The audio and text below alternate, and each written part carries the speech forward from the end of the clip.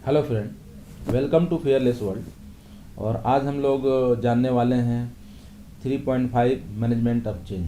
हम लोग IGC 1 पढ़ रहे थे, जिसमें एलिमेंट 3 का 3.5 ये पार्ट है। तो आइए जानते हैं इम्पैक्ट ऑफ चेंज क्या होता है। जैसे जो भी टेम्प्रोरी वर्क चलता है साइट पे, वो हमेशा हर दिन, जैसे टेम्प्रोरी या कंस्ट्रक्शन, या आप बोल सकते हैं जैसे process change, equipment change, procedure change, ये जितने भी चेंजेज होते हैं इसके कुछ इफ़ेक्ट पड़ते हैं। जैसे अगर एक टेम्प्रोरी वर्क हो रहा है, जैसे construction, building, painting, demolition, renovation, ऐसा कुछ भी काम हो रहा है, तो हर दिन जो है साइट का कंडीशन चेंज होते रहता है। और साइट का कंडीशन चेंज होने से उसके चलते बहुत सारे खतरे वहाँ पे क्रिएट होते हैं, बहुत सारा रिस्क रहता है। तो वो सारे रिस्क को कैसे मैनेज करें। जैसे प्रोसेस चेंज हो गया, सपोज आप इस वे से किसी प्रोडक्ट को बना रहे हैं, अब आपको दूसरे वे से प्रोडक्ट को मैन्युफैक्चर करना है, तो दैट इज प्रोसेस चेंज। तो how do you manage that. और equipment, suppose you are using this equipment change हो गया, तो हाउ डू यू मैनेज। आपको फिर से वो सीखने पड़ेंगे, how to operate that equipment. Procedure change हो गया, then you have to practice करना पड़ेगा उस प्रोसीजर को याद करने पड़ेंगे। तो ये जो चेंजेस हैं, किसी तरह के भी चेंजेस हैं जो कि वर्क साइट पे होते हैं, इससे कुछ रिस्क क्रिएट होते हैं। तो उसी रिस्क को कैसे मैनेज करेंगे इफ़ेक्टिवली, हम इसमें जानेंगे। क्यों, हर एक, जैसे कि अगर कोई प्रोसेस प्लांट है और नॉर्मल चल रहा है, लेकिन अगर वहाँ पे पेंटिंग करना है, तो पेंटिंग क्या है, एक टेम्प्रोरी जॉब है। तो जब आप पेंटिंग करेंगे, तो वो पेंटिंग के चलते जो है कुछ रिस्क क्रिएट होगा। तो ऐसे जो है, जो भी चेंजेस है, आप कैसे मैनेज करें, इसमें हम लोग जानेंगे। आइए एक बार एग्जांपल से एक समझते हैं। जैसे कोई कैंटीन है, और उस कैंटीन में आपको क्लीन करना है सारे लैंप्स को, और मेंटेनेंस करना है। तो कैंटीन चल रहा है, लेकिन अगर आप उसको मेंटेनेंस करने जाते हैं, एक्सटर्नल लैंप्स को या जो भी इंटरनल लैंप्स है, तो वो मेंटेनेंस करने के टाइम में किसको किसको जो है खतरा रहता है। तो एक तो जो वर्कर काम कर रहे हैं, वर्कर देमसेल्फ, साथ में जो वो कैंटीन के स्टाफ हैं, उनको भी उसके चलते खतरा हो सकता है। और उसमें जो कस्टमर आ रहे हैं, इंक्लूडिंग चिल्ड्रेन, एल्डरली, डिसेबल्ड, जो भी आ रहे हैं, और साथ में जो आसपास जो पास हो रहे हैं, member of public passing by outside the site, तो ये सारे लोगों को खतरा है। तो एक कैंटीन नॉर्मल रन हो रहा है, लेकिन एक टेम्प्रोरी काम के चलते lamp cleaning, external lamp cleaning या इंटरनल लैंप क्लीनिंग, जो भी या मेंटेनेंस वर्क के चलते वहाँ ये 4 ग्रुप को खतरा है। तो ये क्या है, एक टेम्प्रोरी है, ये विदिन 1 आवर, 2 आवर, 5 आवर्स या 1 डे में कंप्लीट हो जाएगा। But due to this temporary activity they are at risk. तो इसको टैकल करने के लिए what you should do, we will discuss here. तो आइए जानते हैं managing the impact of change, यानी कि what will be control measures if you are going to management change. तो पहला जो है वो है रिस्क असेसमेंट। तो सबसे पहले एक सूटेबल और सफिशिएंट रिस्क असेसमेंट होने चाहिए। यानी कोई भी जब आप काम करने जा रहे हैं, तो आपको उस काम का you have to assess risk. तो रिस्क असेसमेंट के मैंने स्टेप बताए ही थे कि identify hazard, identify people at the risk, and वही assess the risk, control measures, और इस तरह से जो है 5 स्टेप थे तो मैंने डिस्कस किए थे। जस्ट यहाँ पे भी करने हैं कि सबसे पहले हज़ार्ड को आइडेंटिफाई करना है, कौन से ग्रुप ऑफ पीपल को रिस्क है। मैंने जैसे बताया था, कैंटीन में अगर काम हो रहा है तो किन लोगों को खतरा है, तो उनको आइडेंटिफाई करना है। फिर आपको रिस्क को एसेस करना है कि कितना लो, मीडियम, हाई क्या है, एक्सेप्टेबल है। मैंने बताए थे पहले, एक्सेप्टेबल है या नॉन एक्सेप्टेबल है या टॉलरेबल है। तो आपको ये डिसाइड करने हैं, और डिसाइड करने के बाद कंट्रोल मेजर लेना है। और कंट्रोल मेजर लेने के बाद फिर आपको काम करना है। ये जो है रिस्पॉन्सिबिलिटी कॉन्ट्रैक्टर की होती है, लेकिन ऐसा नहीं कि ये कॉन्ट्रैक्टर की ही रिस्पॉन्सिबिलिटी है, इसमें एम्प्लॉयर की भी रिस्पॉन्सिबिलिटी है। तो दोनों जो है कॉन्ट्रैक्टर खुद करना है, अगर कॉन्ट्रैक्टर नहीं कर रहा है तो इसमें एम्प्लॉयर को भी इन्वॉल्व होना है। मतलब risk assessment requirement in effect A share duty, दोनों की, और अल्टीमेट रिस्पॉन्सिबिलिटी जो है एम्प्लॉयर की ही होती है। दूसरा जो है second point is communication and cooperation.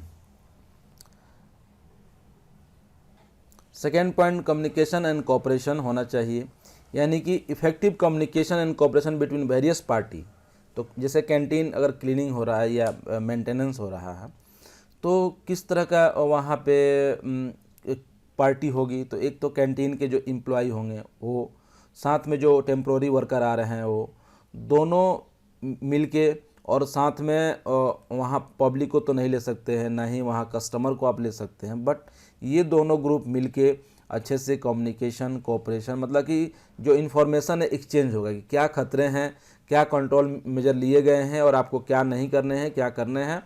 तो ये अगर अच्छे से एक्सचेंज हो जाता है, और साथ में फोर्सिएबल जो रिस्क है, फोर्सिएबल का मतलब होता है आने वाला जो जिस रिस्क को हम भविष्य में मानते हैं कि ये हमें हो सकता है इन फ्यूचर, तो उस रिस्क को जो है पहले ही आइडेंटिफाई करेंगे और एक दूसरे से शेयर करेंगे कि आपको इस वे में काम करना है, अदरवाइज ये रिस्क है।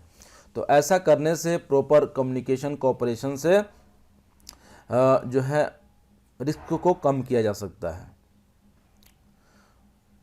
थर्ड जो है अपॉइंटमेंट ऑफ कॉम्पिटेंट पीपल, यानी कि जो भी टेम्प्रोरी वर्क हो रहा है उसमें कॉम्पिटेंट पर्सन को अपॉइंट करना है। कॉम्पिटेंट पर्सन का मतलब होता है जिसके पास सफिशिएंट ट्रेनिंग हो, स्किल हो, एक्सपीरियंस हो एंड नॉलेज हो। तो ये सारे चीज़ एबिलिटी हो, उनका एटीट्यूड हो, फिजिकल एबिलिटी हो काम करने के लिए, तो ताकि वो काम को अच्छे से कर पाए। तो अगर वर्कर जो है नए रहेंगे, उनको ज़्यादा पता नहीं रहेगा, सो वो लोग काम अच्छे से नहीं कर सकते हैं। तो काम को करने के लिए टेम्प्रोरी वो आदमी उस काम के लिए कॉम्पिटेंट होना है। तो तीसरा कंट्रोल मेजर। नेक्स्ट पॉइंट है सेग्रीगेशन। अगर आप जिस एरिया में काम कर रहे हैं अगर उसको बैरिगेड कर दें, सपोज मैंने एग्जांपल दिया एक कैंटीन का एक्सटर्नल लैम्प मेंटेनेंस करना है, क्लीन करना है या चेंज करना है, तो आप जब उस काम को करोगे तो मैंने बताया 4 ग्रुप को खतरा है। एक तो सेल्फ वर्कर को, दूसरे जो कैंटीन एम्प्लॉय को, तीसरे जो कस्टमर आएंगे, जो उसमें चिल्ड्रेन, डिसेबल पर्सन, ये सब आएंगे, और चौथा ग्रुप कौन सा है, वो है पब्लिक जो बाईपासर है, साइड से पास करती है। ये 4 ग्रुप को खतरा है। तो ये चारों ग्रुप को खतरे से बचाने के लिए आप जहाँ काम कर रहे हैं वहाँ बैरिगेशन यूज़ करें, यानी कि उसको सेग्रीगेशन ही बोलते हैं। तो सेग्रीगेशन से क्या है कि आप और जो बाकी लोग हैं वो अलग हो जाते हैं। तो जब उसके पास आएंगे नहीं तो I think risk will be less, low risk हो जाएगा। तो वहाँ पे बैरिगेशन डालना है ताकि कोई अनऑथोराइज पर्सन, मतलब जिसका वहाँ पे काम ना हो, ऐसे पर्सन उस एरिया में नहीं आएंगे और उन्हें खतरा नहीं होगा। साइनेज यूज़ कर सकते हैं, साइन बोर्ड वगैरह लगा सकते हैं कि यहाँ पे वर्क इन प्रोग्रेस है, या वर्कर के लिए लगा सकते हैं कि मैंडेटरी पीपीई, जैसे कि आपको इस काम को करने के लिए this types of PPE must be used. तो इस तरह से जो है मतलब एक्सेस पॉइंट जो है वहाँ पे कंट्रोल होना चाहिए कि उस एरिया में कोई नहीं जाए। तो ये एक इफ़ेक्टिव मेथड है सेग्रीगेशन। उसके बाद जो है इमरजेंसी प्रोसीजर, वहाँ पे एक इमरजेंसी प्रोसीजर भी होना चाहिए।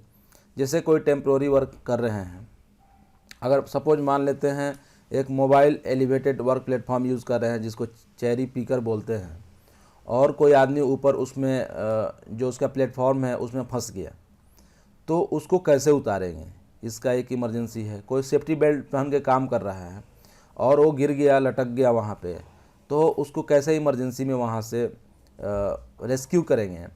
तो ये सब प्रोसीजर होनी चाहिए।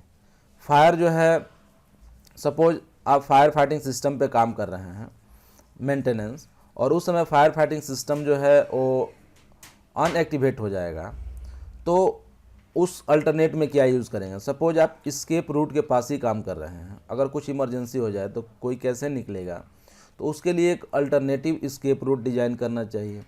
तो इस तरह से क्या है कि जब भी कोई काम करेंगे तो इमरजेंसी प्रोसीजर जो है वहाँ पे होना चाहिए।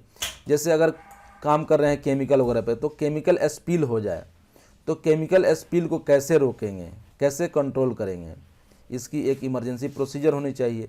तो depend upon the workplace requirement you must have a emergency procedure and rescue plan. तो ये इमरजेंसी प्रोसीजर में ही रेस्क्यू प्लान आता है। और सेकेंड लास्ट है वेलफेयर प्रोविज़न। जहाँ भी काम करते हैं वहाँ बेसिक फैसिलिटी तो होनी चाहिए, adequate welfare provision must be made for the workers engaged in the temporary work or change. This will include issues such as access to drinking water वहाँ होना चाहिए, changing room, storage of clothing, sanitary convenience, washing facilities और rest and eating facilities. ये facilities वहाँ पे welfare provision होने चाहिए।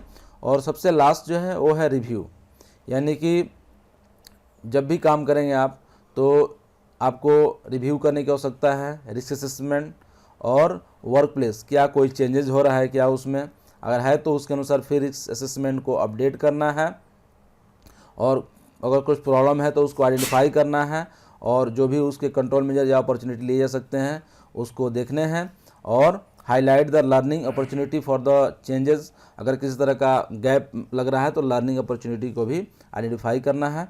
तो आई होप आपको मैनेजमेंट ऑफ चेंज पसंद आया हुआ। तो थैंक यू।